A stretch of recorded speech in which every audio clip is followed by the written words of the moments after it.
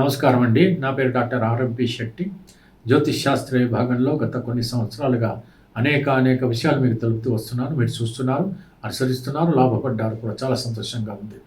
ఇప్పుడు నేను చెప్పేటువంటి ఒక ముఖ్యమైనటువంటి విశేషం ఏమిటంటే, మనకి ఉగాది 30వ తేదీ మార్చి 2025 సంవత్సరం రోజున, ఆ రోజు నుంచి లగాయతూ విశ్వావసు నామ సంవత్సరం మొదలవుతుంది.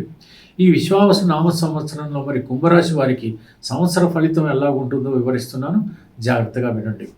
కుంభరాశి వారికి ఆదాయం కనుక తీసుకున్నట్టయితే 8, ఆ తర్వాత వ్యయం మనకి 14గా కనపడుతుంది.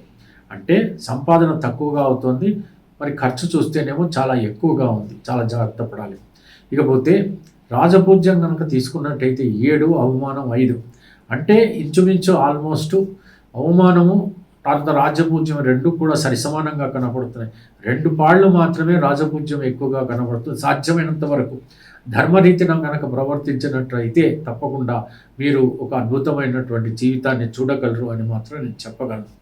ఇకపోతే నెలసరి కనుక తీసుకున్నట్టయితే మొట్టమొదట మనకి ఏప్రిల్ మాసంలో ఈ సంవత్సరం అంతా కూడా సాగుతుంది కాబట్టి విశ్వావసునామ సంవత్సరం మరి ఎలాగుంటుంది అని అంటే, మరి అసలు మొట్టమొదట అసలు ఈ యొక్క సంవత్సరానికి రాజు చూస్తే కనుక మరి రవి, చంద్రుడేమో మరి మంత్రి అయ్యాడు. అటువంటి పరిస్థితుల్లో ఈ రాజకీయ పోకడలు ఎక్కువగా ఉంటాయి, వాళ్ళ వల్ల సమస్యలు ఎక్కువగా ఉంటాయి. రాజకీయ రంగంలో అనేక రకాలైనటువంటి సమస్యలు ఎదురవుతూ ఉంటాయి. ముఖ్యంగా ప్రభుత్వ ఉద్యోగుల్లో, తర్వాత ఒక రకమైన ఈ ప్రభుత్వ కాంట్రాక్టర్లకి, ఈ ప్రభుత్వపరమైనటువంటి పనులు చేసేటువంటి వాళ్ళకి ఈ రంగాలన్నీ కూడా చాలా అస్తవ్యస్తంగా ఉంటాయని మాత్రం మనం చెప్పచ్చు. ఎట్టి పరిస్థితుల్లో ప్రజలు పెద్దగా సుఖపడతారని చెప్పడానికి వీల్లేదు.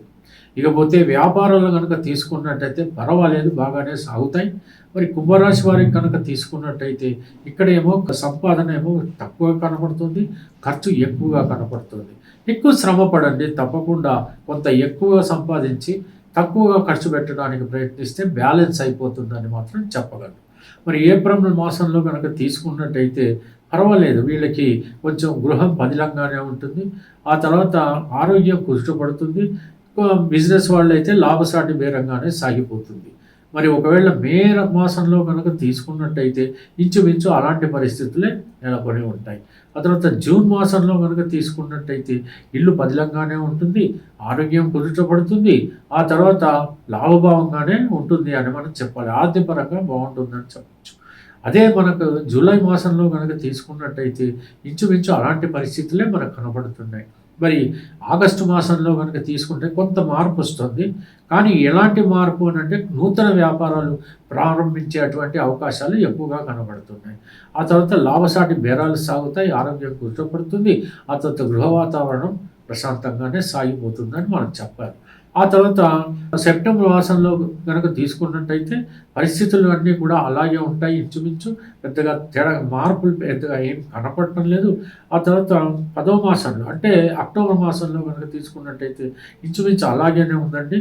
ఆ తర్వాత 11వ మాసంలో కూడా అట్లాంటి పరిస్థితులే ఉంటాయి. సో మొత్తానికి ఏదైతేనేమి మనకి పరిస్థితులు కనుక తీసుకున్నట్టయితే సంవత్సరం అంతా కూడా ఇంచుమించు అలాంటి ఒకే రకమైనటువంటి పరిస్థితులు పెద్దగా ఎగుడు దిగుడుగా లేకుండా అలాగా సాగిపోయేటువంటి పరిస్థితులు ఎక్కువగా కనబడుతున్నాయి. ఏది ఏమైనప్పటికీ కూడా హనుమాన్ చాలీసా మాత్రం చదవాల్సిందే. మీరు ఎట్టి పరిస్థితుల్లో ఈ యొక్క అవరోధాలన్నీ కూడా దాటాల్సిందే. ఇది మాత్రం మీకు తప్పదని మాత్రం మీరు తెలుసుకోవాలి. ఆర్థికపరమైనటువంటి చిక్కులు ఏమైనా కాస్తో కూస్తో వస్తే మటుకు ప్రతి శుక్రవారం కూడా, అంటే ఒక నెలలో ఒక్క శుక్రవారమైనా కనీసం ఏ ఆవుకో చూసుకొని ఏదైనా దాణా వేసినట్టయితే, బంగాళదుంపలు తినిపించటం కానీ, లేకపోతే గడ్డి తినిపించటం కానీ, లేకపోతే అరటిపండ్లు తినిపించడం, ఇలాంటివన్నీ చేస్తూ దత్తాత్రేయ స్వామిని కనుక పూజ చేసుకున్నట్టయితే, హనుమాన్ చాలీసా చదివినట్టయితే అలాగా ప్రశాంతంగా మాత్రం సంవత్సరం అంతా కూడా ఈ కుంభరాశి వారికి గడిచిపోతుంది అని మనం చెప్పవచ్చు. అయితే ఏది ఏమైనప్పటికీ కూడా కొన్ని సమస్యలు రావచ్చు. సమస్యలు ఎలా ఉన్నప్పటికీ కూడా ఆందోళన పడాల్సినటువంటి అవసరం లేదు.